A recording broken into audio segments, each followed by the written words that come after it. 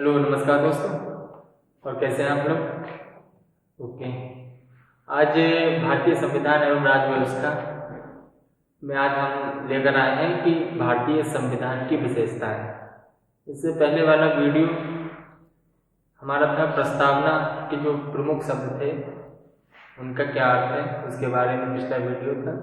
आज का वीडियो है भारतीय संविधान की विशेषताएं।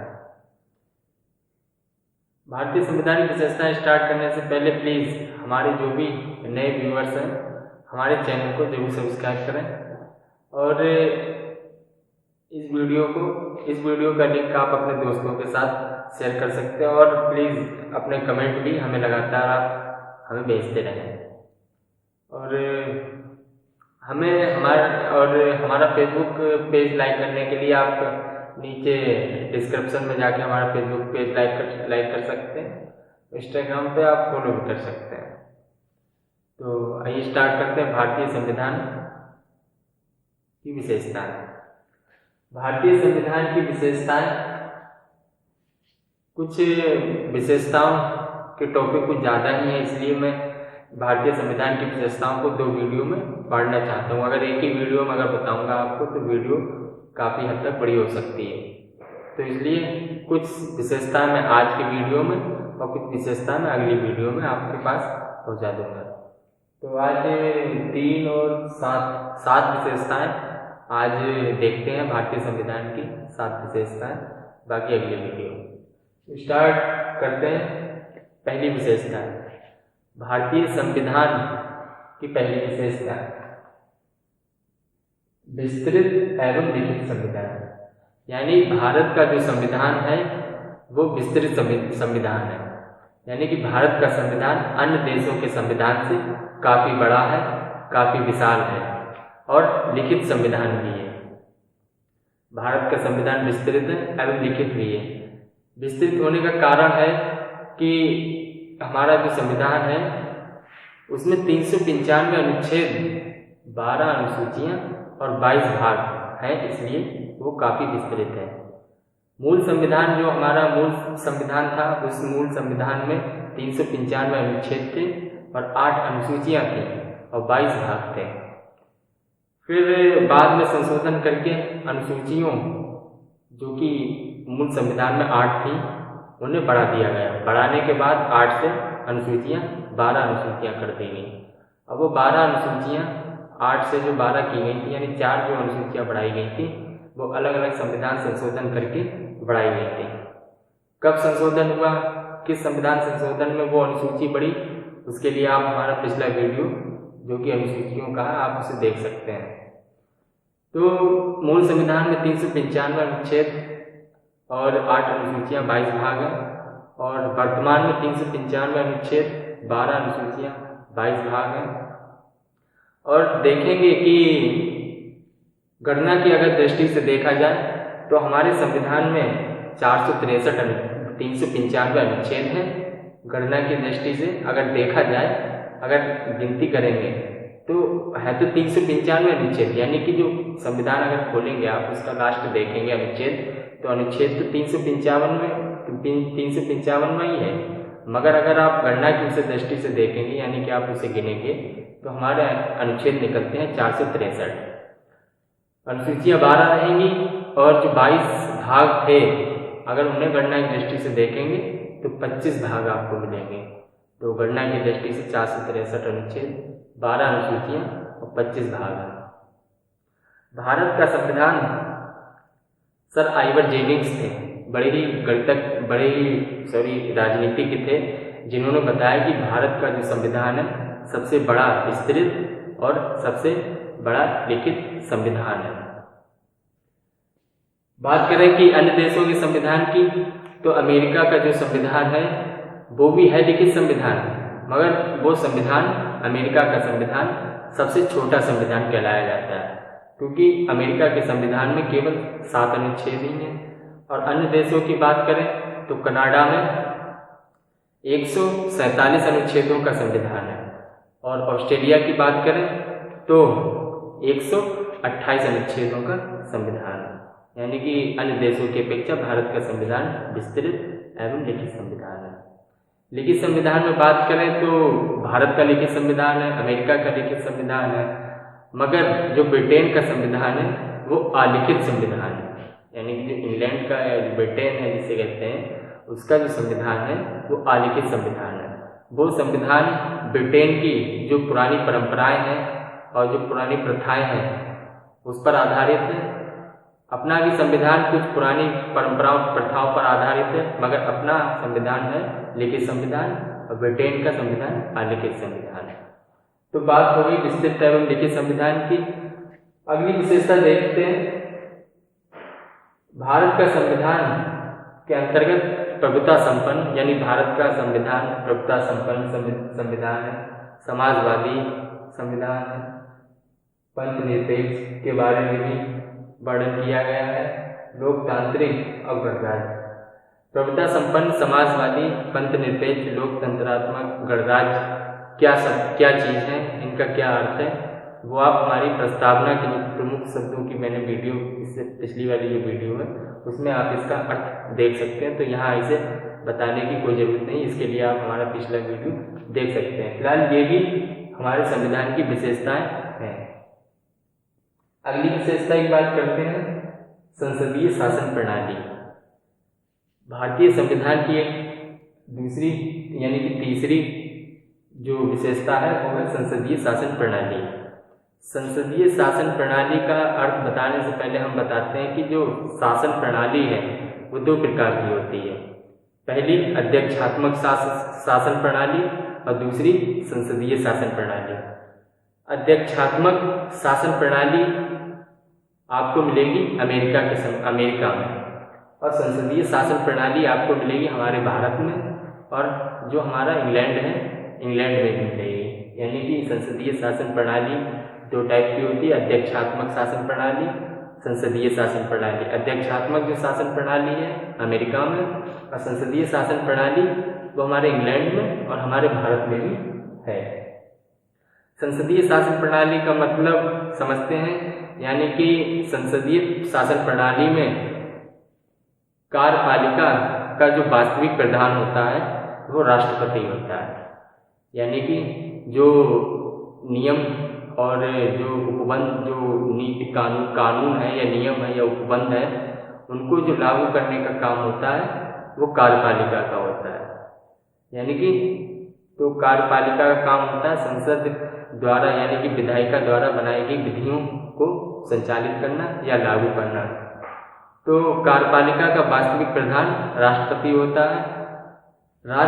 वो अध्यक्षात्मक शासन प्रणाली की बात करते हैं, थोड़ा संसदीय शासन प्रणाली में, संसदीय शासन प्रणाली समझने से पहले दो, यानी कि शासन प्रणाली जो होती है, एक अध्यक्षात्मक शासन प्रणाली, संसदीय शासन प्रणाली। अध्यक्षात्मक शासन प्रणाली में होता है कि कार्यपालिका का वास्तविक प्रधान राष्ट्रपति होता है। यानी कि राष्ट्रपति कार्यपालिका का वास्तविक प्रधान होता है, और अध्यक्षात्मक शासन प्रणाली में जो राष्ट्रपति होता है वो जनता द्वारा प्रत्यक्ष रूप से निर्वाचित किया जाता है। और संसदीय शासन प्रणाली में क्या होता है, राष्ट्रपति जो होता है कार्यपालिका का वास्तविक प्रधान नहीं होता है, नाम मात्र का प्रधान होता है कार्यपालिका की जो वास्तविक शक्तियां होती हैं वो मंत्रिमंडल में होती हैं। मंत्रिमंडल क्या होता है, मंत्रिमंडल जनता द्वारा निर्वाचित प्रतिनिधियों का एक समूह है। उस मंत्रिमंडल में जो भी सदस्य होते हैं वो जनता द्वारा प्रत्यक्ष रूप से चुने जाते हैं, और राष्ट्रपति उसी मंत्रिमंडल की सलाह पर ही कार्यपालिका का काम आगे बढ़ाता है। तो ब्रिटेन के समान संसदीय शासन प्रणाली है।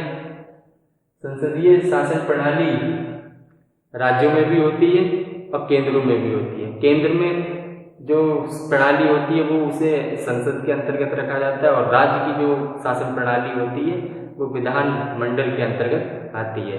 यानी कि केंद्र में जो है संसदीय शासन प्रणाली और राज्य में है विधानमंडलीय शासन प्रणाली। नाम चेंज कर दिया गया है मगर अर्थ दोनों का एक ही है। तो यहाँ लिखा भी है इंग्लैंड संसदीय शासन प्रणाली इंग्लैंड से विकसित हुई है। भारत का राष्ट्रपति यानी कि कार्यपालिका का नाम मात्र प्रधान है। वास्तविक शक्तियाँ मंत्रिमंडल के अंतर्गत होती हैं। और मंत्रिमंडल सामूहिक रूप से लोकसभा के प्रति उत्तरदायी होता है। लोकसभा के प्रति उत्तरदायी अनुच्छेद 75(3) के अंतर्गत कहा गया है कि लोकसभा मंत्रिमंडल सामूहिक रूप से लोकसभा के प्रति उत्तरदायी है। और जो वास्तविक कार्यपालिका शक्ति होती है वो जनता में नियुक्त होती है, क्योंकि जनता ही अपने द्वारा सदस्यों को निर्वाचित करके मंत्रिमंडल में भेजती है। और मंत्रिमंडल ही संसदीय शासन प्रणाली यानी कार्यपालिका का वास्तविक प्रधान होता है। इसके बाद अगली विशेषता की बात करते हैं भारत के संविधान के मूल अधिकार।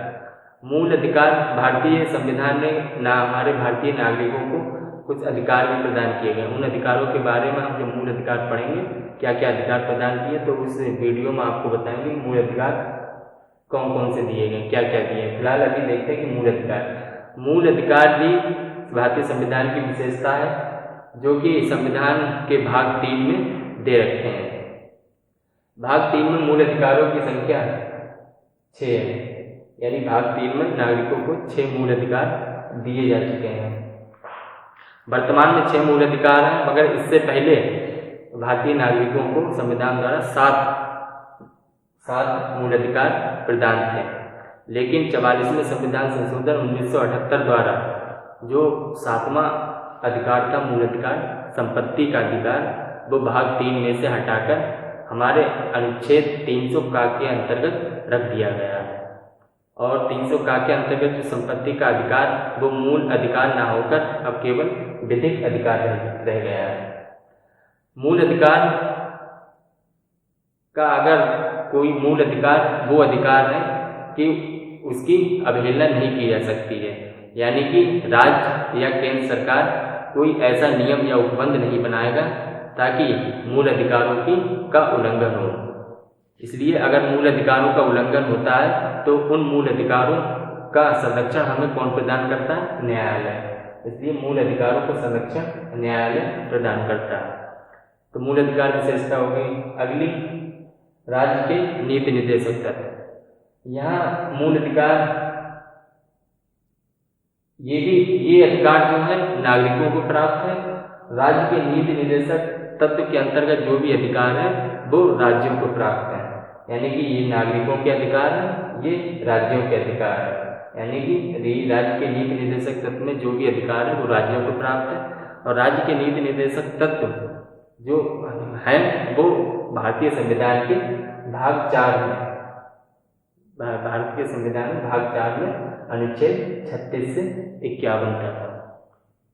राज्य के नीति निर्देशक तत्वों का काम होता है कि राज्य में एक सामाजिक और आर्थिक कल्याणकारी राज्य की स्थापना करना।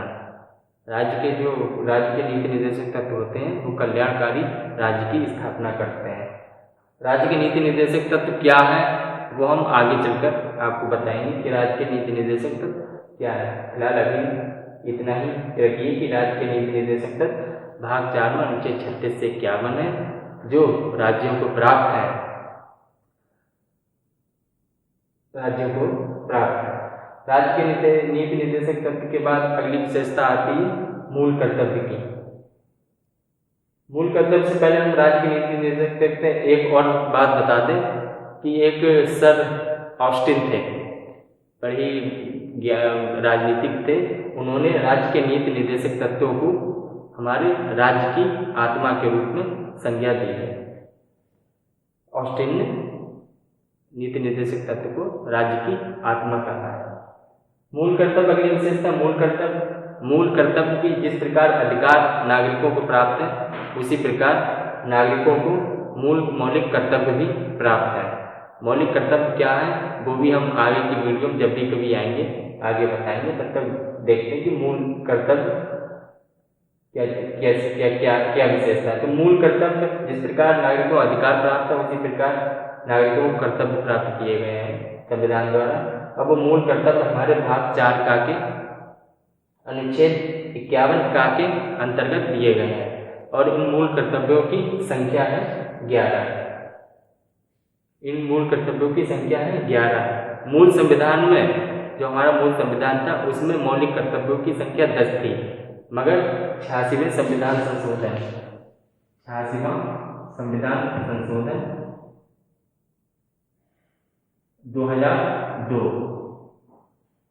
2002 द्वारा एक कर्तव्य जोड़ा गया कि जो भी अभिभावक या जो भी माता पिता हैं वो अपने बच्चों को, यानी कि बच्चों को जो 6 से 8 वर्ष की उम्र के होंगे उन्हें शिक्षा का अधिकार प्रदान करेंगे।